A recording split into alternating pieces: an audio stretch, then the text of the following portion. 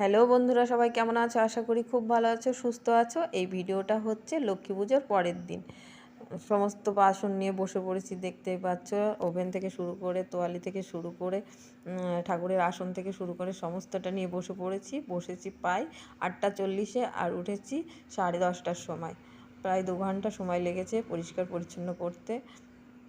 আর এডিটের সময়ের অভাবের জন্যই পোস্ট করতেও পারিনি, তাই লেট হয়ে গেল। তো এই দেখো, সেকেন্ডের মধ্যে যেভাবে মনে হলো পরিষ্কার হয়ে গেল, সেভাবে হলেই না কি আনন্দই না হতো যে সেকেন্ডের মধ্যে কাজ শেষ। তো এই দেখো, পরিষ্কার করে ঠাকুর ঘরের সামনে সব রেখেছি। বালতিতে কিছু ঠাকুরের জামা কাপড়ও কেচেছি, আর এদিকে আসনটা ধুয়ে মেলে রেখেছি। আর এদিকে এই দেখো তোয়ালি ঠাকুর মানে স্নান করার পর মোছা।